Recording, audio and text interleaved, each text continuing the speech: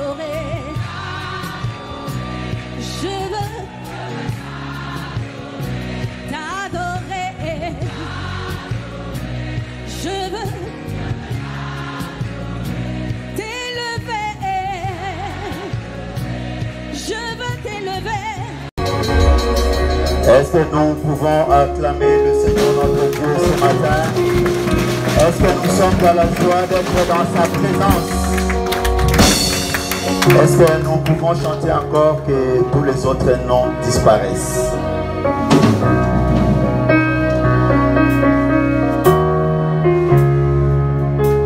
Que tous les autres noms disparaissent. Que tous les autres noms disparaissent. Jusqu'à ce qu'il n'ait que toi. Que tous les autres noms disparaissent. Jésus prend ta place. Jésus prend ta place. Jésus prend ta place. Que tous les autres noms disparaissent. Que tous les autres noms disparaissent. Que tous les autres noms disparaissent. Que tous les autres noms disparaissent. Jusqu'à ce qu'il n'ait que toi. Que tous les autres noms disparaissent. Jésus prend ta place. Jésus prend ta place. Jésus prend ta place.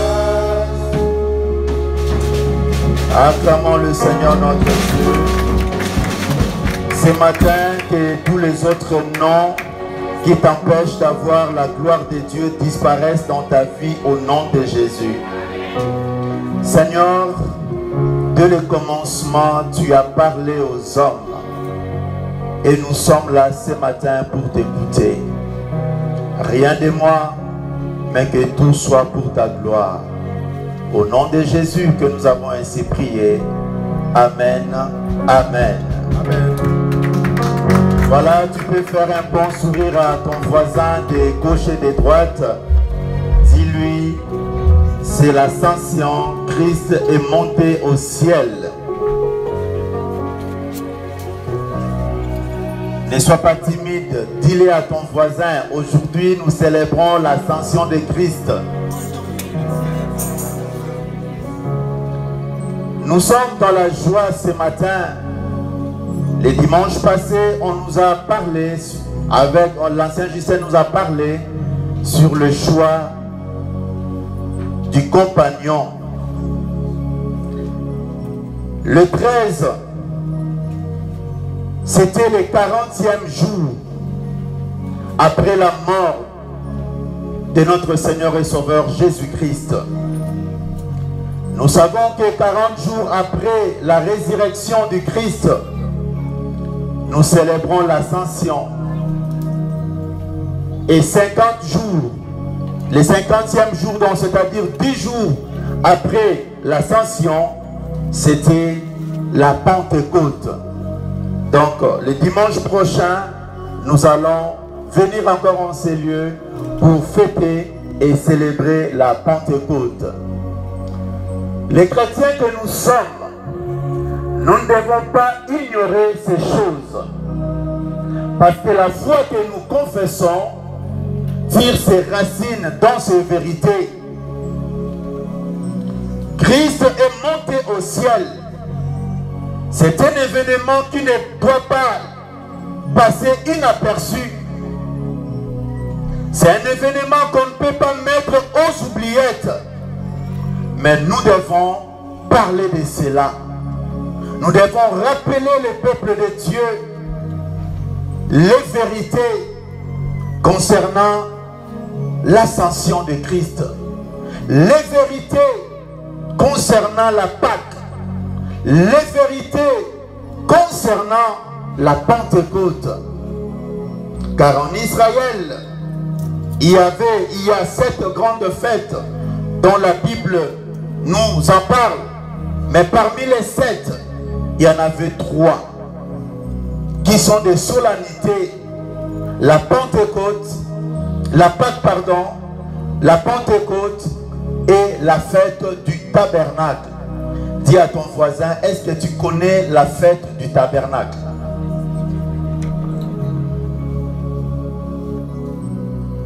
Ce matin, nous voulons parler sur l'ascension de Christ.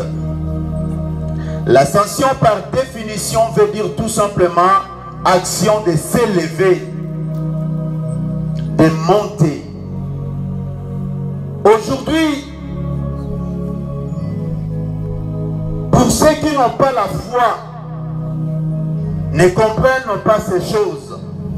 Mais pour nous qui confessons la foi, nous devons comprendre et partager ces choses au milieu de nous. Nous allons lire dans les Actes des Apôtres. Moi, je lis selon la version Louis II. Les Actes des Apôtres, le chapitre 1er, le verset 1 à 3. La Bible dit ceci. Théophile, j'ai parlé dans mon premier livre de tout ce que Jésus a commencé de faire et enseigné dès le commencement, jusqu'au jour où il fut enlevé au ciel.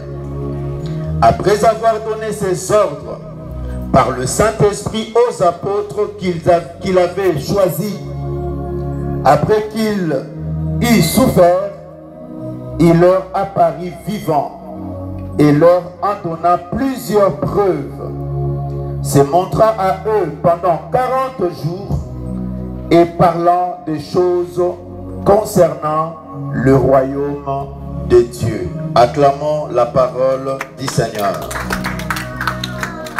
Livre de Psaumes, au chapitre 68, le verset 19, nous dit ceci. Tu es monté sur la hauteur, tu as émené des captifs, tu as pris en don des hommes, le rebelle habiteront aussi près de l'Éternel Dieu. Acclamons une fois de plus la parole du Seigneur. Ce que nous devons savoir ce matin, qui est l'auteur de ces livres, des Actes des Apôtres? Il s'appelle Luc. Luc était médecin. Luc n'a pas été un apôtre direct de Christ, donc c'est-à-dire parmi les 12, il n'était pas là. Luc, c'est quelqu'un dans le souci de comprendre les mystères de Christ, dans le souci de comprendre la mission de Christ, il s'est donné cette responsabilité d'aller consulter auprès de ceux qui étaient avec Christ, de ceux qui ont mangé avec Christ, de ceux qui ont dormi avec Christ, d'aller écouter, de leur poser des questions. Et le récit qu'il a entendu auprès des disciples, il a écrit cela dans son première lettre qu'il a adressée à Théophile. Et donc là, nous parlons de l'évangile selon Luc. Et Luc a écrit 2 livres dans la Bible. L'évangile dont je viens de citer et les Actes des Apôtres. Ici, dans le chapitre 1er, il s'adresse à Théophile. Pourquoi Théophile? Théophile veut dire tout simplement ami de Dieu. Est-ce qu'il y a des amis de Dieu ce matin? Alléluia. Ce matin, nous sommes des Théophiles. Théophile veut dire ami de Dieu. La Bible ne nous parle pas trop de Théophile, mais selon les recherches que les aînés ont fait, selon les recherches que certains théologiens ont fait, ils se sont mis d'accord pour dire que Théophile assurément fut un chrétien. Alors, il y a des suppositions. Certaines personnes disent qu'il était aisé, il avait des moyens, et donc il a mis ses moyens à la disposition de Luc, et donc il a financé les écrits, la rédaction de l'évangile de Luc et les actes des apôtres. Donc il fit partenaire. Bien-aimés, nous devons être comme des théophiles. Quand quelqu'un a la grâce de Dieu, quand une église marche selon la volonté de Dieu, nous devons être des partenaires pour aider l'œuvre de Dieu d'avancer. Donc, je disais que Théophile était un chrétien. Alors, Luc va commencer à s'adresser à cet homme parce qu'il voulait aussi, lui aussi voulait comprendre les choses de Christ. Bien-aimé, ça doit être le souci de nous chrétiens du 21e siècle. Car tu ne peux pas adhérer à une organisation sans pour autant comprendre, sans pour autant respecter le principe de cette organisation-là. Alors Théophile avait la foi en Christ, mais il avait aussi le souci de comprendre, d'approfondir sa connaissance. Voilà pourquoi là où Luc était, faisait comme une sorte de rapport qu'il envoyait à Théophile. Il lui dit, j'ai parlé dans mon première lettre de tout ce que Jésus a commencé de faire et d'enseigner dès le commencement jusqu'au jour où il fut enlevé au ciel. Donc, si vous regardez les évangiles, selon Luc, vous allez voir les actes, les actions que Christ a accomplies, les guérisons, les missions, les enseignements, les paroles. Luc a écrit cela. Et il dit, dès ma première lettre, donc il fait allusion à l'évangile selon Luc pour dire, j'ai commencé à t'écrire les choses que Christ a commencé à faire et enseigner dès le commencement, donc depuis sa naissance jusqu'au jour où Christ est monté au ciel. Et vous allez voir que l'évangile selon Luc, le dernier chapitre et les derniers versets parlent bien sûr de l'ascension. Et c'est le passage que la modératrice a exploité pendant la modération.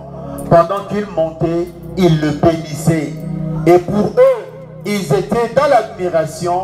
Et après avoir adoré Dieu, ils retournèrent à Jérusalem. Alléluia. Depuis sa naissance jusqu'au jour où il fut monté au ciel, le verset 3 nous dit ceci. Après avoir eu souffert, il leur apparut vivant et leur a donné plusieurs preuves. Jésus a donné plusieurs preuves de sa résurrection. Cela veut dire quoi? Luc a commencé à parler sur la Pâque. Nous devons bien comprendre la suite des événements. La Pâque. Nous avons célébré Pâques cette année, un certain 4 avril. Si je ne me trompe pas, peut-être 3 avril. Nous avons, le 3 avril, nous avons célébré la Pâque. La Pâque, par rappel, veut dire tout simplement passer outre. Les enfants d'Israël en Égypte ont célébré la Pâque. Nous savons cela. Ils ont mis le sang de l'agneau dans des poteaux et la mort a passé outre. Et nous, dans la nouvelle alliance, nous célébrons Pâques par la résurrection de Christ. Pâques, c'est la fête de pain sans levain. Pâques, c'est la résurrection de Christ. Et la résurrection de Christ est la preuve de la victoire incontestable de Jésus-Christ face à la mort. Voilà pourquoi l'auteur des épîtres aux Hébreux a dit: mort, où est ton aiguillon? mort, où est ta force? Après la Pâque, la Bible nous dit, après la résurrection de Christ, le Seigneur s'est montré à ses disciples. Il s'est montré à plus de 5000 personnes, dont Luc mentionne ici le mot preuve. J'ai fait des recherches.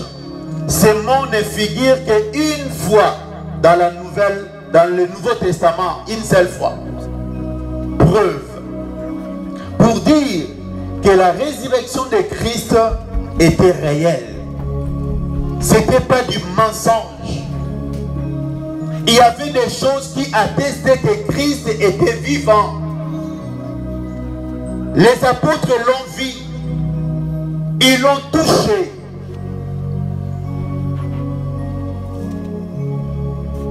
Et après sa résurrection, il y a eu la période des apparitions. Le Seigneur s'est montré. Et à chaque apparition, il y avait toujours un message. Et pendant tout ce temps, Christ a parlé. Luc dit, il a enseigné, il a parlé des choses concernant le royaume de Dieu. Après sa mort, Christ a insisté sur le royaume de Dieu. Et le 40e jour, il va prendre ses disciples. Ils vont se diriger sur la montagne des Oliviers. Et là, c'était l'ascension. Il montait.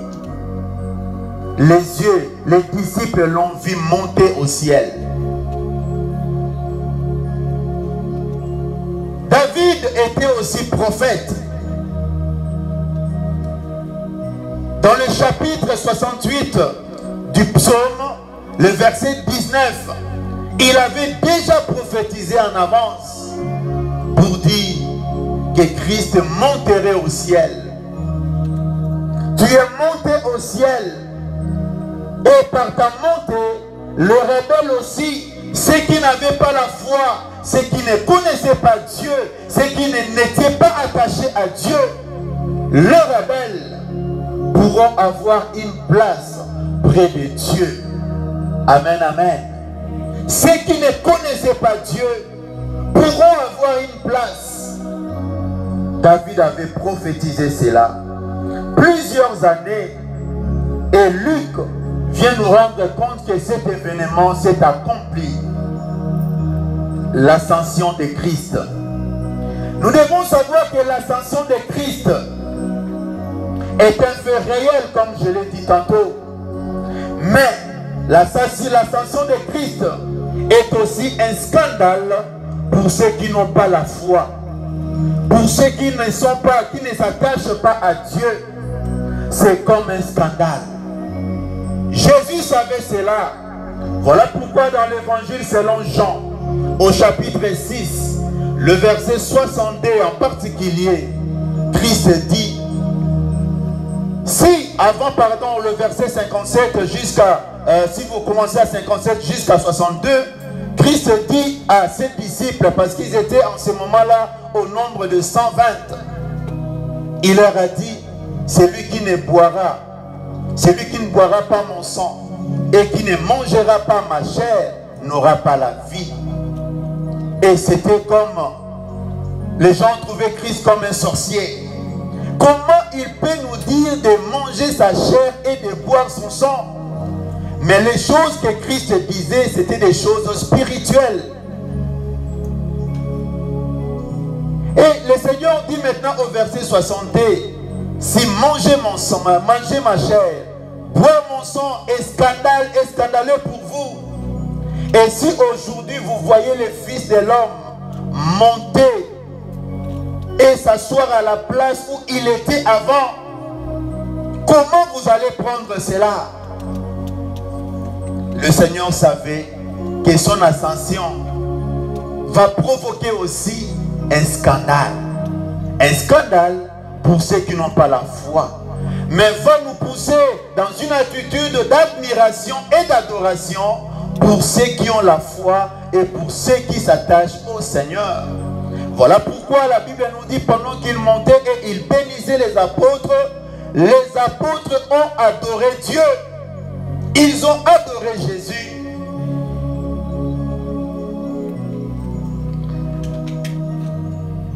Voici, bien-aimés, quelques vérités concernant l'ascension de Christ. C'est-à-dire, ce que nous devons savoir, il y en a plusieurs. Mais j'ai énuméré par la grâce de Dieu 6 vérités ce matin que j'aimerais partager avec vous. Première vérité concernant l'ascension de Christ. Nous devons savoir que l'ascension de Christ marque la conclusion de son ministère sur la terre dans sa présence corporelle. Parce que la mission de Christ continue.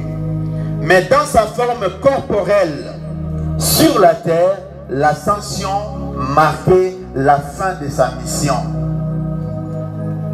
Lorsqu'il a commencé sa mission, il a dit, « Ô Père, je viens pour accomplir ta volonté. » Lorsqu'il était à Gethsémane, il a pleuré, il a transpiré et sa sueur s'est transformée en sang.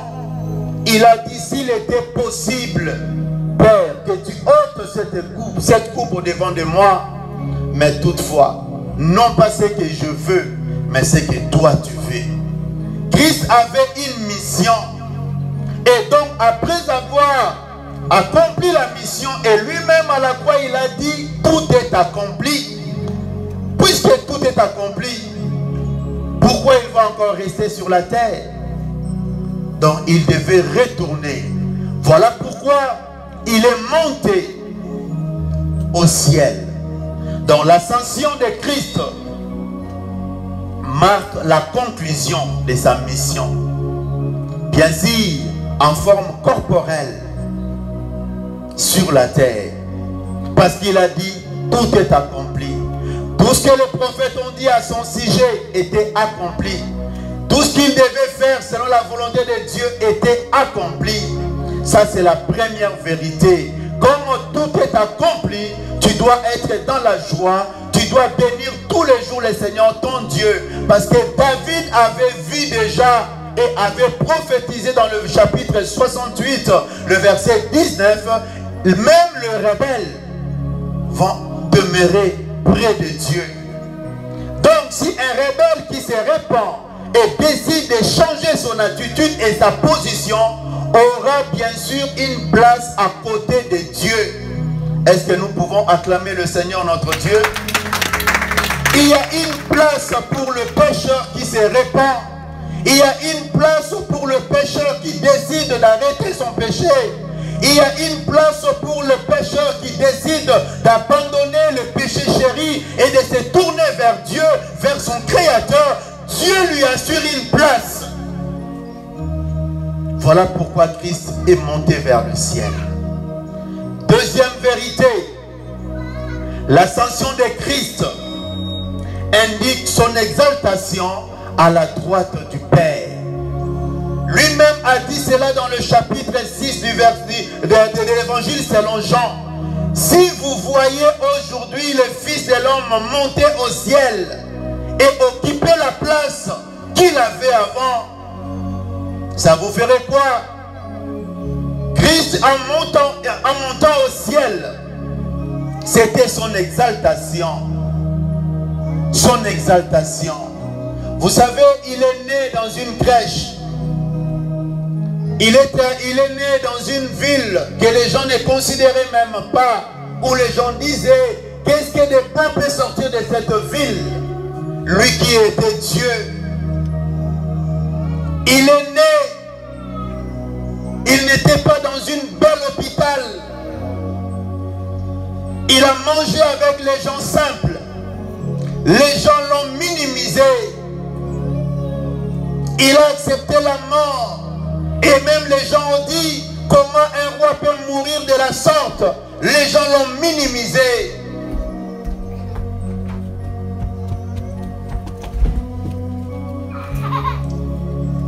Mais par sa résurrection, Il a fait son entrée d'une manière simple, mais il est monté comme un roi. Il est monté dans sa gloire. Voilà pourquoi dans les Actes des Apôtres, toujours, le chapitre 2, le verset 36, 33 à 36, Luc dit ceci: élevé par la droite de Dieu, il a reçu du Père le Saint-Esprit qui a été promis, et il a répondu comme vous le voyez et l'entendez.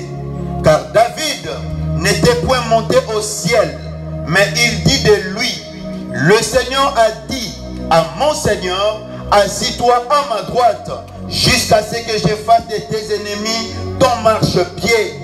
Que toute la maison d'Israël sache donc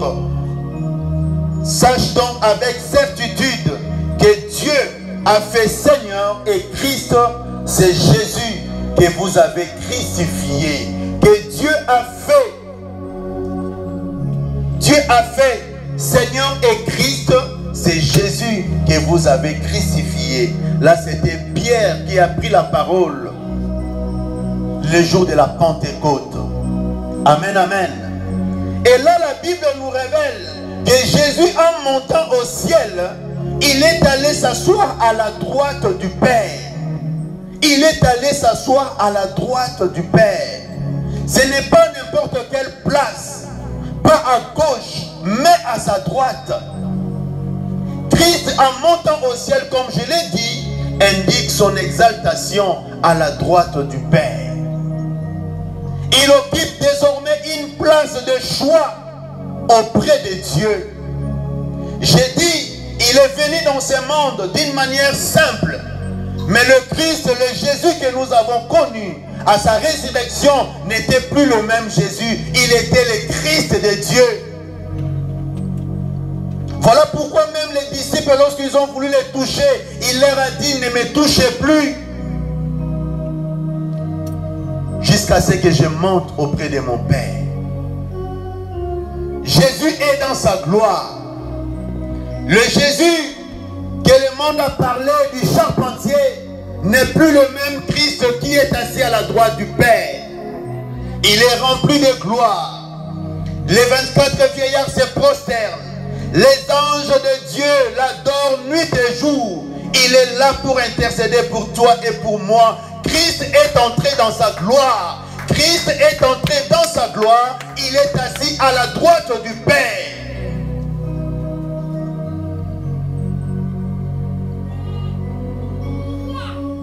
Troisième vérité que nous devons savoir concernant son ascension. Et si je peux retourner un peu en arrière, qu'est-ce qui a poussé les apôtres d'adorer Christ? Qu'est-ce qui a poussé les disciples d'adorer Christ? Parce qu'ils ont vu la gloire de Dieu. Ils ont compris que Christ, celui avec qui nous étions ici sur la terre, n'est plus pareil. Il a pris une place de choix auprès de Dieu. Il est Dieu, il est notre Messie. Et ils ont cette attitude a fait en sorte que les apôtres puissent adorer le Seigneur. Parce qu'ils ont vu la gloire de Dieu. Nous devons être dans la joie, bien-aimés. Parce que même si les portes te sont fermées, tu as un intercesseur auprès de Dieu qui intercède pour toi et pour moi. Troisième vérité concernant l'ascension de Christ, c'est que le Seigneur a donné des dons aux hommes, donc aux chrétiens. Par son ascension, le Seigneur nous a donné des dons. Dis à ton voisin, par l'ascension de Christ, le Seigneur t'a donné des dons. Lisons dans Éphésiens chapitre 4, le verset 8, et nous lirons aussi le verset 11 et 12. Épître de Paul aux Éphésiens, le chapitre 4, le verset 8 nous dit ceci.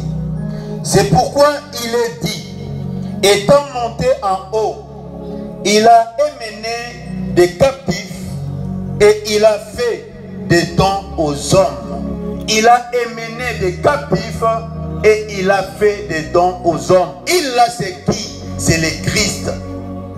Le verset 11 à 12 Et toujours il a donné les uns comme apôtres, les autres comme prophètes, les autres comme évangélistes, les autres comme pasteurs et docteurs, pour le perfectionnement des saints en vue de l'œuvre du ministère et de l'édification du corps de Christ. Acclamons la parole du Seigneur.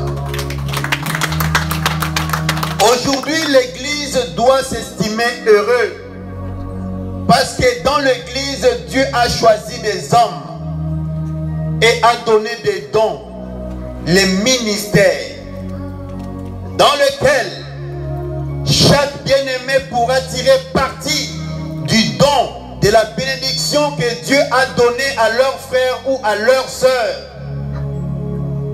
Voilà pourquoi la Bible nous dit, Christ étant monté au ciel, il a donné des dons, il a donné les ministères aux hommes. Les uns sont appelés comme apôtres, les autres comme évangélistes, les autres comme les uns comme prophètes, les autres comme pasteurs et apôtres, docteurs, pardon, les 5 ministères, qui sont une bénédiction pour l'Église. Chaque ministère, chaque serviteur appelé à tel ministère a sa responsabilité. Le rôle du pasteur, c'est d'être un bon berger, de veiller aux âmes que l'Éternel leur a données. Le rôle du docteur est de celui d'expliquer en profondeur, avec des termes faciles, des mots simples, les choses qui sont difficiles à expliquer aux hommes, que d'autres personnes trouvent difficiles. Dieu, Jésus a donné les dons, les ministères. Aujourd'hui à l'église, nous voyons des pasteurs, nous voyons des prophètes, nous voyons des évangélistes, nous voyons des docteurs, nous voyons les apôtres. Tout cela, c'est pour le perfectionnement de l'église, pour que le bien-aimé soit mature, pour que le peuple de Dieu atteigne la maturité, pour que le peuple de Dieu ne soit pas vide, mais qu'il soit comme des vases remplis par la volonté de Dieu. Une église doit s'estimer heureux si tous les 5 ministères sont là présents.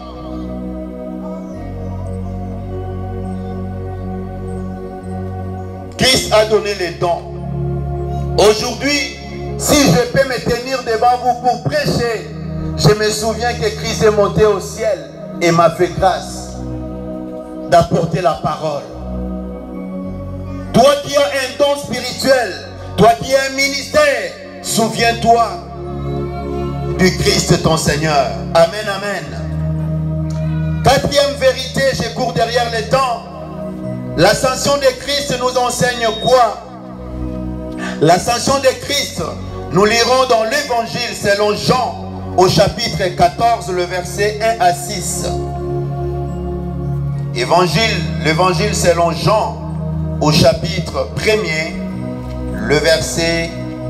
le chapitre 14, pardon, le verset 1 à 6. Il est écrit ceci. Au commencement, pardon, excusez-moi.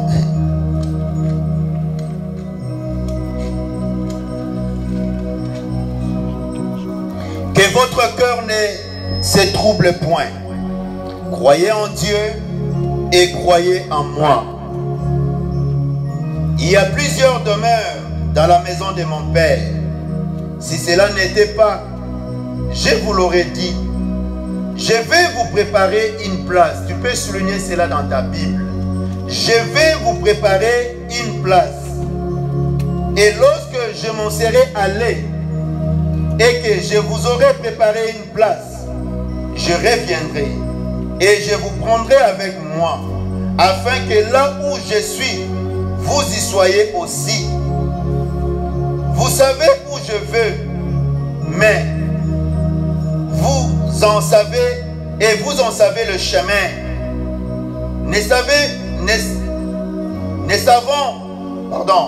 et vous connaissez le chemin. Thomas lui dit, Seigneur, nous ne savons où tu vas.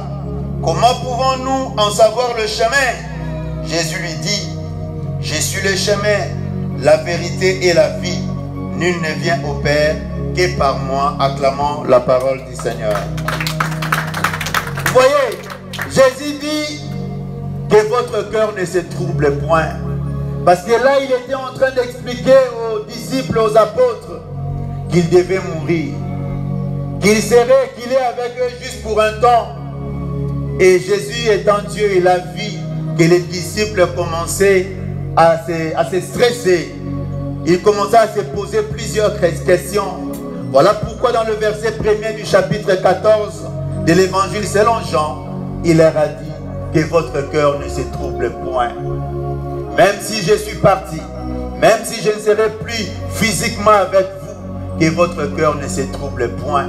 Parce qu'il y a déjà un plan de Dieu. Dieu avait déjà prévu quelque chose. Le consolateur viendra. Amen, amen.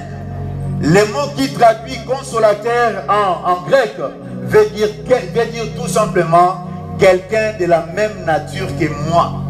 Le consolateur, dans ce terme original, veut dire tout simplement quelqu'un de la même nature que moi. Le Saint-Esprit a la même nature que Christ.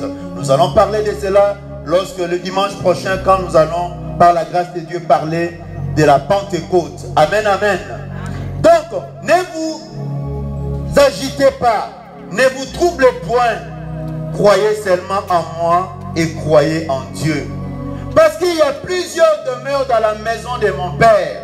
L'expression maison de l'Éternel ou maison de Dieu ici veut dire tout simplement le ciel. Amen, amen. Le Seigneur a dit aux apôtres, et à nous ce matin, il y a plusieurs places dans la maison de Dieu.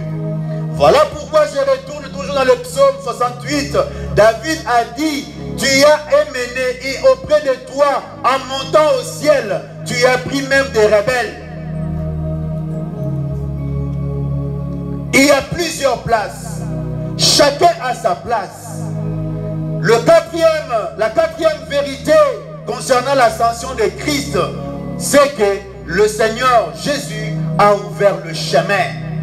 Le chemin vers notre Dieu. Le chemin vers le ciel. Le chemin pour voir Dieu. Le Seigneur l'a ouvert. Lui-même fit l'exemple. Il est monté vers son Père. Amen, amen. Voilà pourquoi ici, nous comprenons par l'ascension de Christ que le chemin est désormais ouvert. Les hommes peuvent monter vers Dieu.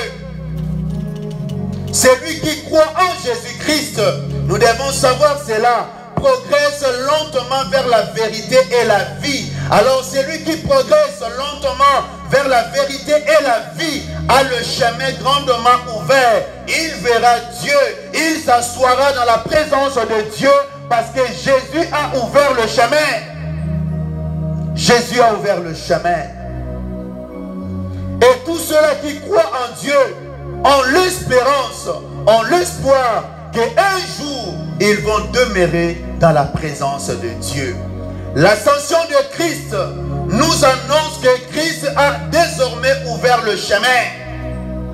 Tu as la place, mon frère, ma soeur. Même si tu connais certaines difficultés sur la terre, que ces difficultés-là ne te fassent pas oublier ton objectif. L'essentiel, c'est le ciel.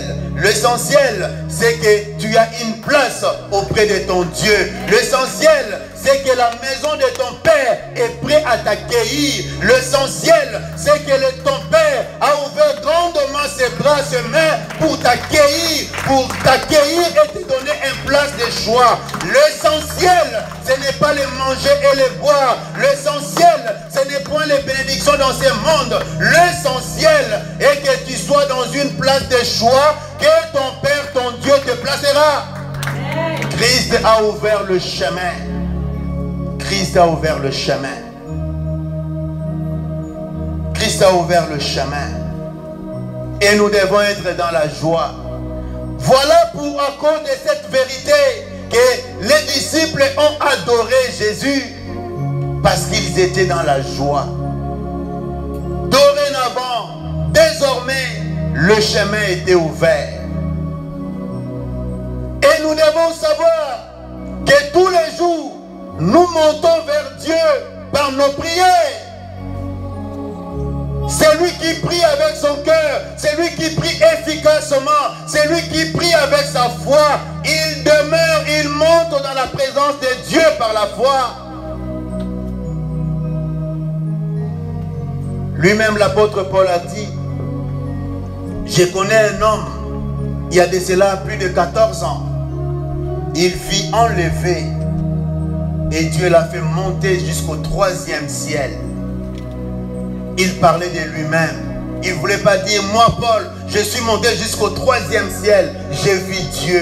Il était dans une attitude, dans une bonne attitude. Pendant qu'il priait, il fut ravi par l'Esprit. Et il dit, pour être humble, je connais un homme qui fut ravi en esprit et qui est monté jusqu'au 3e ciel. Bien-aimé, tu peux monter aujourd'hui. Tu peux voir Dieu dans sa gloire. Tu peux voir les choses que l'œil physique n'a point vues. Tu peux voir des choses si tu pries. Soyons des hommes et des femmes de prière. Soyons des hommes et des femmes de prière, car le chemin est désormais ouvert. Amen, amen. 5e vérité, l'ascension de Christ évoque pour nous une nouvelle relation. L'ascension de Christ évoque une nouvelle relation. Vous savez, bien-aimés, les relations, le temps nous file. Le matin, j'étais dans la joie parce que le Seigneur m'a fait comprendre quelque chose dans ces points ici. Le Seigneur m'a fait marcher dans plusieurs passages pour comprendre ce que Christ a dit dans l'évangile selon Jean au chapitre 20, le verset 17. Lisons-les rapidement. Jean chapitre 20, le verset 17. La Bible nous dit ceci. Jésus lui dit, là, il parlait à Marie.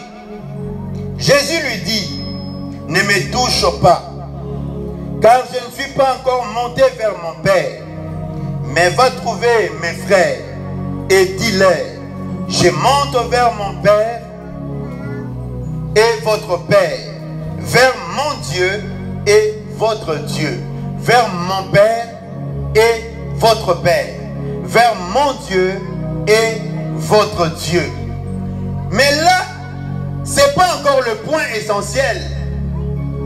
Jésus va dire à Marie, bien sûr ne me touchez pas. Là je ne vais pas toucher ces points-là, c'est un autre enseignement. Mais il donne la mission à Marie d'aller vers qui? Écoute ce que la parole de Dieu ici dit ceci, vers mes frères. Jésus nous appelle maintenant des frères, ses frères. Nous sommes le frère. Mais auparavant au chapitre 15, le verset 15, il a dit ceci.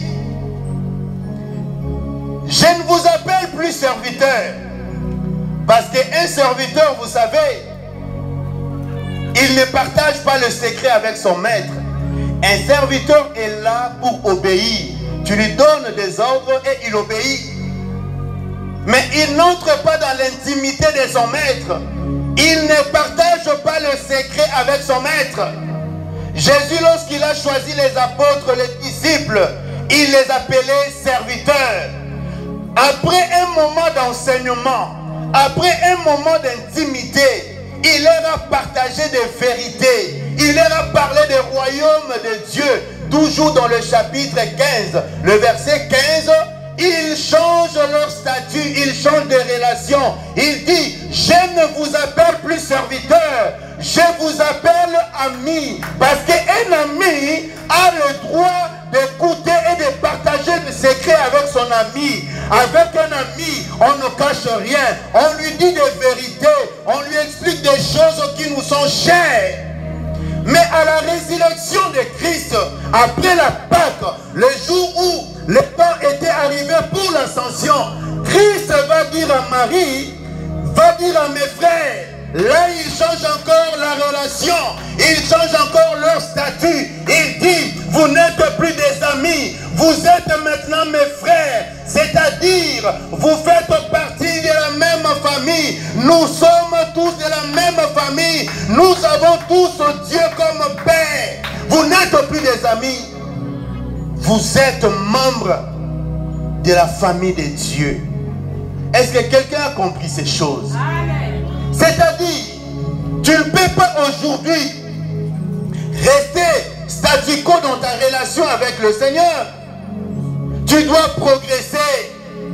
Si hier tu étais serviteur, il faut qu'à un moment donné, le Seigneur dise, tu n'es plus serviteur, tu es ami, parce que je te révèle des choses cachées. Mais après aussi, tu dois progresser. Comme le jour de l'ascension, il a dit, ce n'est plus un ami. Un ami, tu viens, on partage. Tu rentres chez toi, moi je vais chez moi. Mais là, je vous dis, tu n'es plus un ami, tu es un frère. Nous avons le même toit. Nous avons Dieu comme Père. Même si tu es né biologiquement dans une famille charnelle et que dans ces familles il y a des combats, il y a des choses, n'aie pas peur. Tu es un mis à part. Tu es dans cette famille, mais tu n'es pas dans cette famille. Ta vraie place est au ciel. Oui, la Bible dit que nous sommes des citoyens du ciel. Nous sommes comme des Jean-Baptiste. Vous savez, Jean-Baptiste, à sa naissance, les gens ont dit, cet homme, personne dans sa famille, personne dans la famille de Zacharie avait un nom de Jean auparavant. Pourquoi vous lui donnez le nom de Jean? Parce que Jean-Baptiste était un mis à part. Oh, les liens biologiques, les liens paternels ou maternels, non, il n'y avait pas de lien, un mis à part. Celui qui est né de Dieu est devenu une nouvelle création. Il est maintenant un mis à part. Sixième et dernière vérité, parce que les temps filent, nous devons savoir que par l'ascension de Christ, c'est que c'était impératif que Christ puisse monter au ciel. Il était impératif, que l'ascension ait lieu pour que le Saint-Esprit vienne. Si l'ascension n'était pas possible, aujourd'hui, le Saint-Esprit ne serait pas là. Aujourd'hui, si nous pouvons savourer une première part de la bénédiction que Dieu nous a promis, par le Saint-Esprit bien sûr, cela a été rendu possible par l'ascension de Christ. Il est avantagé, voilà lui-même disait, il est avantagé que je m'en aille. Avantagé que je m'en aille. C'est-à-dire, si je ne m'en veux pas, vous allez rester dans le trouble.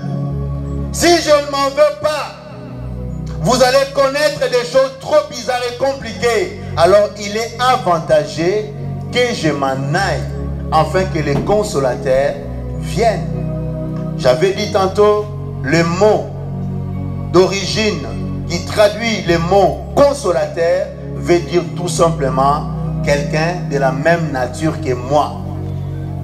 Alléluia. Aujourd'hui, je ne vais pas trop parler du Saint-Esprit parce que nous allons en parler de cela par la grâce de Dieu le dimanche prochain. Mais voici 6 vérités que le Seigneur a permis que je partage avec vous, que nous puissions partager ce matin. Ces 6 vérités, bien-aimés, doivent t'aider à voir Christ sous un autre angle.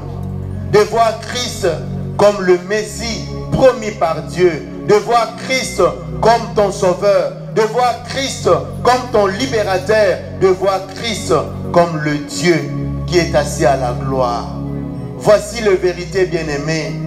Ces choses, ces vérités ont fait en sorte que les apôtres puissent adorer le Seigneur. Ce matin, qu'est-ce que nous pouvons donner à Dieu? Qu'est-ce que nous pouvons lui dire? Il a dit, tout est accompli. Jésus a tout accompli pour toi, pour moi. Et tout ce que Dieu avait déclaré sur cette terre pour lui, Jésus l'a accompli. Voilà les vérités qui vont nous pousser à l'adorer ce matin. Jésus est assis à la droite du Père. Jésus est assis sur les lieux élevés. Jésus a ouvert le chemin. Jésus il savoure son exaltation. Jésus nous a réconciliés avec Dieu. Jésus nous a montré une nouvelle relation. Nous ne sommes plus serviteurs, nous ne sommes plus amis, mais nous sommes frères. Que le Seigneur nous bénisse. Nous invitons l'ancien Justin pour nous conduire dans la prière.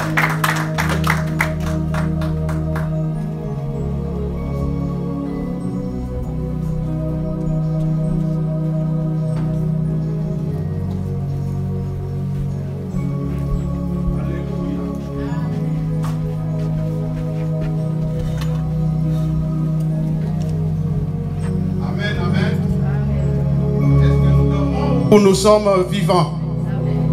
Que les vivants s'élèvent pour adorer Dieu. Amen.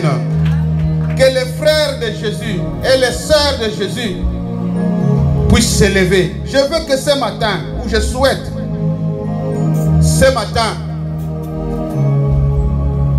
comme le prédicateur a dit, que tu puisses comprendre que tu n'es pas n'importe qui. Tu es le frère de celui qui a été élevé. Tu es la sœur de celui qui est monté au ciel. Je ne sais pas, quand le prédicateur a parlé, qu'est-ce qui montait dans ton cœur? Je voulais t'inviter à prier, à bénir Dieu. Nous allons tous bénir Dieu. Selon ce que Dieu t'a parlé pendant la prédication. Selon ce que ton cœur a été touché pendant la prédication. Élève la voix, commence à bénir ce Dieu-là. Dis merci à ce Dieu-là. Alléluia. Il est le Dieu très bon. Merci Seigneur pour... Il a dit que nous avons une place. Que tu as envoyé. Moi j'ai une place. Mon frère a une place. Merci Seigneur. Ma soeur a une place auprès de toi. Racheter, oh Seigneur, quel privilège, quelle grâce que tu nous mettes. Seigneur, je viens te dire merci. Seigneur, je viens te bénir. Moi je ne suis pas digne de mériter ce que tu me donnes. Mais c'est par ta grâce, oh mon Dieu. Qui suis-je pour que tu m'appelles ton frère? Qui suis-je pour que tu m'appelles ta soeur? Qui suis-je, oh mon Dieu? Ce matin, Seigneur, je viens te dire seulement merci. Je viens seulement te dire merci. Je viens te bénir, oh mon Dieu. Ce que le monde peut me donner, toi tu me le donnes. Tu me le donnes, oh Seigneur. Ce que le monde peut me demander des sacrifices. Ce que le monde peut me demander un prix. Toi tu me le donnes gratuitement, Seigneur. Tu me le donnes gratuitement, oh mon Dieu. Je viens te bénir. Je viens te dire merci. Je viens te louer, oh mon Dieu. Sois loué, sois glorifié. Alléluia. Dans tes voies je suis rassuré. Alléluia. Bénis ton Dieu. Ne manque pas de mots. Que le Saint-Esprit te révèle des mots, te donne des mots. Que le Saint-Esprit te convainc que tu es la sœur de Jésus. Tu es la sœur de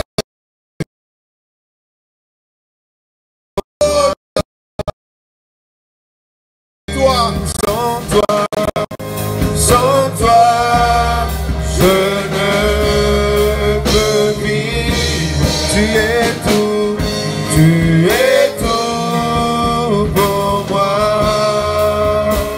Oh, garde-moi près de toi.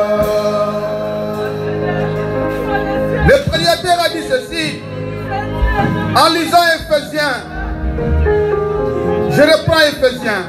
C'est pourquoi il est dit, étant monté en haut, il a émené des captifs et il a fait des dons aux hommes.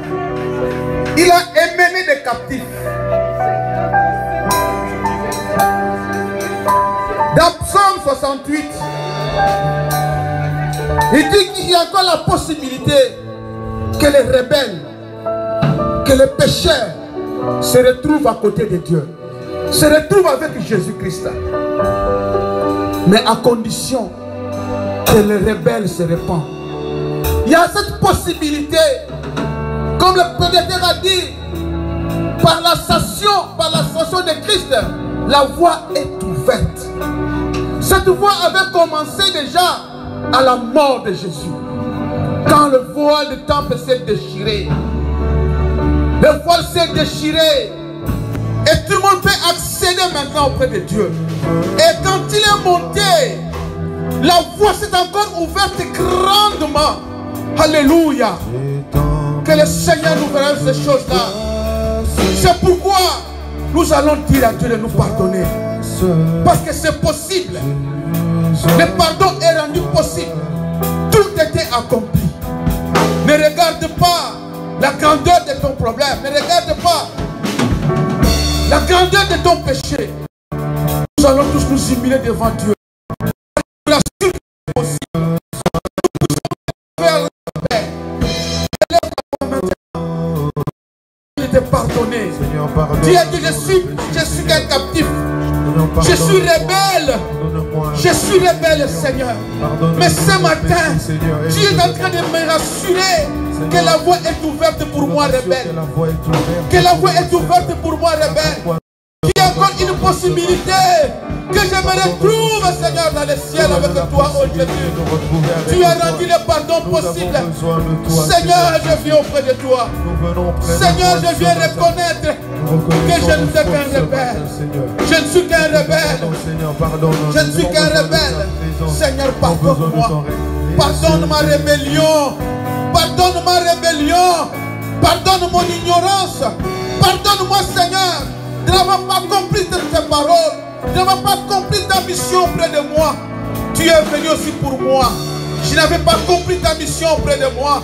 Oh, c'était pour m'amener, Seigneur, au ciel. C'était pour m'amener que je sois pour une place. Seigneur, pardonne-moi. Pardonne-moi. Pardonne mes paroles mauvaises. Pardonne, Seigneur, mes paroles mauvaises. Pardonne ma méchanceté. Pardonne, Seigneur, le manque de foi. Et pitié, je suis capable. Je suis peuple puissant. Alléluia. Je suis fautif. Je suis fautif, Seigneur. Pardonne-moi. Pardonne-moi. Pardonne-moi, Seigneur. Alléluia. Jésus, tu es le pilier qui soutient ma vie. Précieux Jésus, le pilier qui soutient ma vie. Précieux Jésus, le pilier qui soutient ma vie. Jésus, tu es le pilier qui soutient ma vie. Disons le pilier qui soutient ma foi, le pilier qui soutient ma foi, ma foi. Jésus, tu es le pilier qui soutient ma foi. Jésus, tu es le pilier qui soutient ma foi. Précieux Jésus,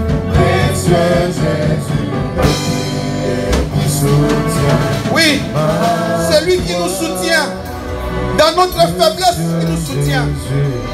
Regarde comment Jésus nous soutient. Il a dit à disciple, le prédicateur a dit, quand Jésus nous a recrutés, toi et moi, quand Jésus nous a recrutés, toi et moi, il nous a recrutés. À ce moment-là, il nous a appelés serviteurs.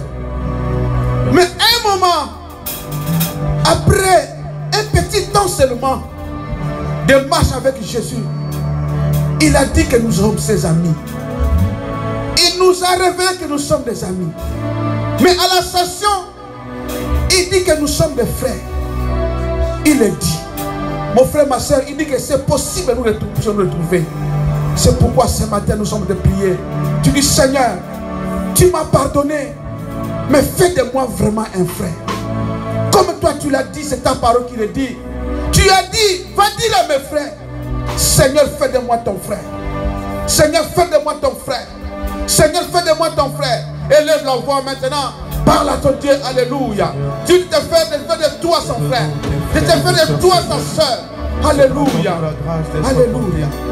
D'avoir la conscience de cette identité de frère et de sœur. Père, nous te prions encore pour cette grâce. Être conscient que nous sommes des frères au Jésus. Alléluia. Précieux Jésus, le soutien. Écoutez. Que la chorale nous amène de ces chansons. Mais mangai na likolo, mais mangai na likolo, mokili mobimba mozali kolela, mais mangai na